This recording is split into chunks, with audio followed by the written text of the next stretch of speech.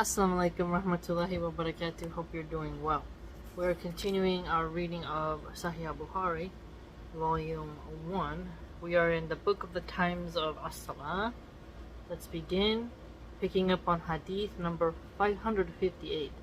Bismillah ar-Rahman ar-Rahim. Narrated Abu Musa, may Allah be pleased with him.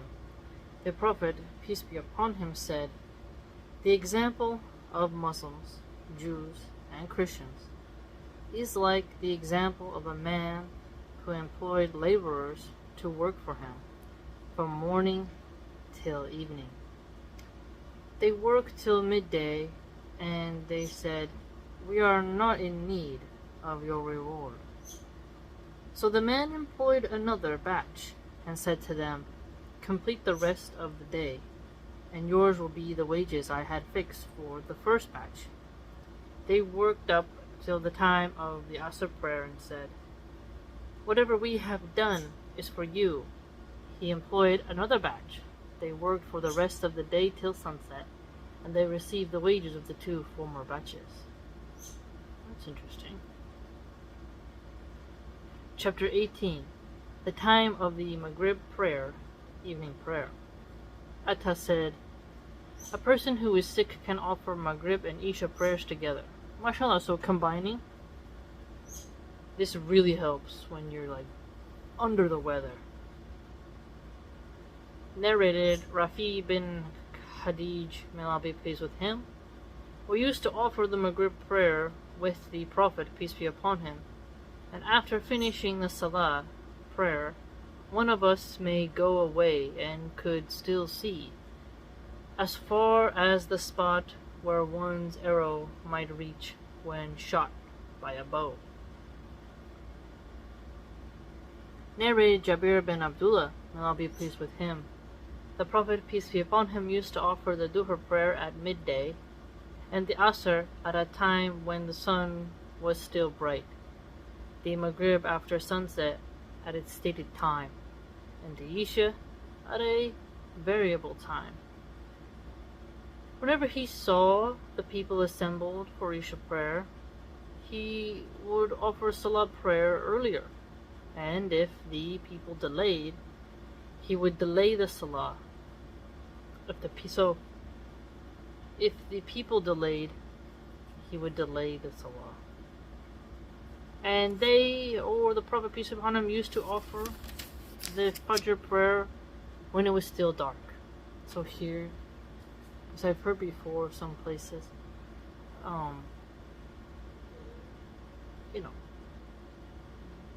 the time zones and when the sun rises is quite interesting. Think about how Alaska has sometimes where, it's daytime for a really long time and night for a really long night. That's wild. So, prayer over there must be difficult. Narrated Salama, we used to offer the Maghrib prayer with the Prophet, peace be upon him, when the sun disappeared from the horizon. Narrated Ibn Abbas, may Allah be pleased with him. The Prophet, peace be upon him, offered 7 rak'ah together and 8 rak'ah together. Chapter 19. Whoever disliked to call the Maghrib prayer as the Isha prayer. Narrated Abdullah al-Muzani, may Allah be pleased with him. The Prophet, peace be upon him, said, "Do not be influenced by Bedouins regarding the name of your Maghrib prayer, which is called Isha by them." Chapter 20. The mention of Isha and Atama, and whoever took the two names one and the same. Narrated Abu Hurairah, may Allah be pleased with him. The Prophet, peace be upon him, said, "The most difficult and the hardest Salah prayers for the hypocrites are the Isha prayer and Fajr prayer." He added, "Had they known what is the reward of the Atama, Isha, and the Fajr prayers, they would have come to attend them even if they had to crawl." Okay, so what I'm thinking when it talks about Isha prayer, it's like, it varies. it varies with the time, obviously. Sometimes I've seen it be at 7 something, 8:15-ish, sometimes 9:30-ish. If you're out doing haram, it's hard for you to make the Isha prayer. And the Fajr, because I think the Fajr is the most difficult for women who have small toddlers and their toddlers wake up in the night, or they have a newborn. It's very, very hard. Especially if they don't get to nap and make up for that. Because every ounce that you get to sleep as a mom is so important. And Fajr is one of the most difficult prayers for moms whose kids are under the age of 2. But people who are having a hard time just praying, period, without the excuse of a young little tot, some of them is because they stay out late. They're still sinning. And when you're hungover, you don't want to wake up early. But what's funny is people will say that Islam demands people to do their prayers too early, but then people like Jocko Willink will say wake up at 4 a.m. and do all these exercises. So, and a lot of manosphere bros will say, wake up early. But suddenly when Islam says it, oh, that's just too much. Narrated Abdullah, may Allah be pleased with him. One night, Allah's Messenger, peace be upon him, led us in the Isha prayer. And that is the one called Al-Atama by the people, after the completion of the prayer. He faced us and said, "Do you know the importance of this night? Nobody present on the surface of the earth tonight will be living after 100 years from this night." This was one I didn't really get because I didn't get this one. I've heard this before. Because after 100 years, everyone's going to die naturally. The lifespan of people back then, few lived to be 100. And of course, the Day of Judgment isn't going to come in 100 years after that because no one knows the hour, right? So this one I didn't get. See, nobody present on the surface of the earth tonight will be living. I mean, I don't really get this one. This one that's always confused me. Chapter, the time of the Isha prayer. If the people get together, pray earlier, and if they come late, delay it. Narrated Muhammad bin Amr. We asked Jabir bin Abdullah, and I'll be pleased with him, about the Salah prayers of the Prophet, peace be upon him. He said, he used to offer Dhuhr prayer at midday and the Asr when the sun was still hot, and the Maghrib after sunset, as its stated time. The Isha was offered early if the people gathered, and used to be delayed if their number was less. So here, when I see certain, like Asim al-Hakim will tell people, like, you can't make up your prayers. I've heard him say that. And there's arguments like, if you go to different mosques, there's different times, their clocks they have. Like, people finagle about minutes. And then others argue that you should only do 3, not 5. And others say only 3 is mentioned in the Quran, and then on the Hadiths you get 5. It's a really vast topic. But delaying of the prayers here, you see it. And yeah, there's Hadiths that talk about like how you could have the time yourself. It's interesting when you just think about how much OCD is induced by the prayer time. I hear a lot of people talk about OCD stuff, waswasas and such, concerning wudu, but if you think about how much anxiety is induced by prayers, it's really something to think about. Because you're going to the meeting with your Lord, you want to be peaceful and calm. But I know that there are tons of people whose bosses is not going to give them time to go pray. so they make up for it at the end. Or they're stuck in traffic, and then they can't pray right there, they can't do wudu. There's some delay, and then they gotta get home, do wudu, and pray it. So it's delayed, and they think, oh, well, I guess it's late, so then I shouldn't pray at all, and then it becomes voluntary and doesn't count. It's interesting. There's just so much nuance around this topic, but this hadith clearly shows that there was a delay. Chapter 22. Superiority of the Isha prayer.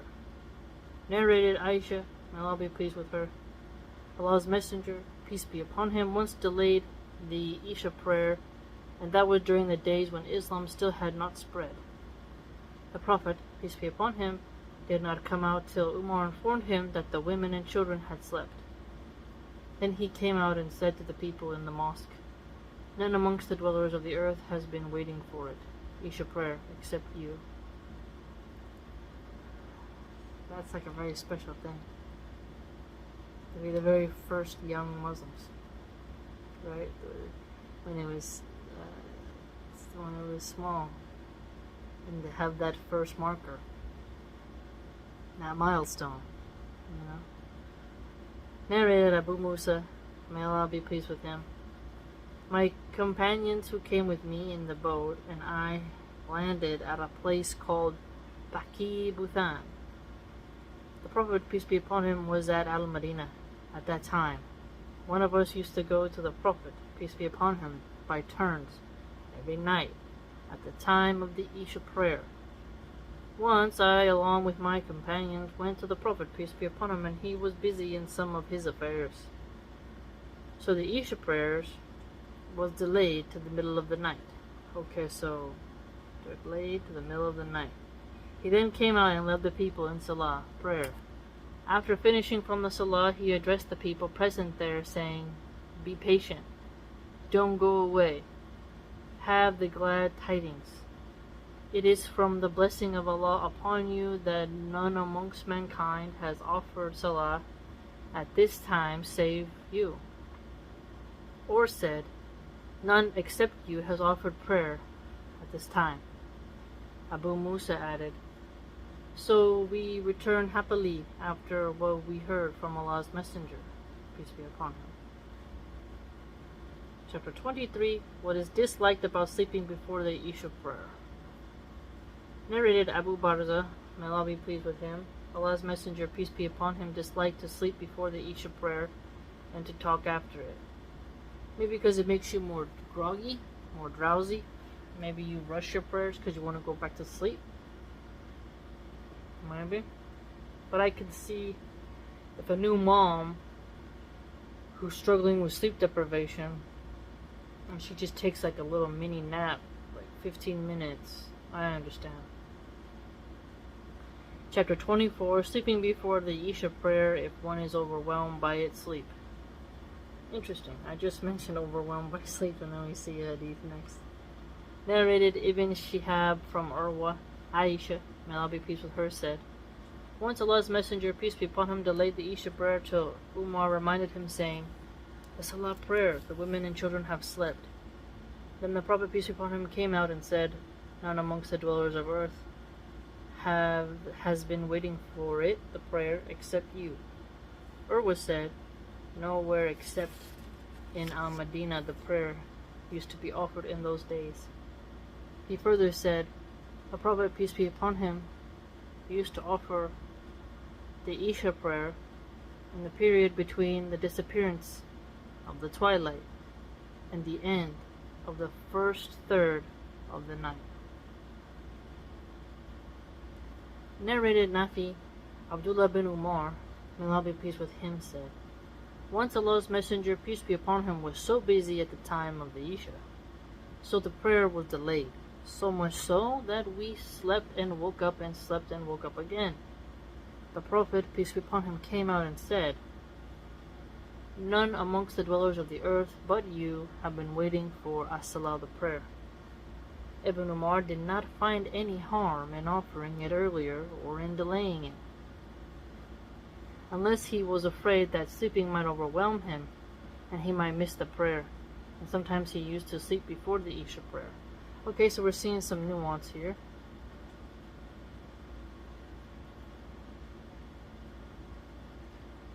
Narrated Ibn Abbas, may Allah be pleased with him.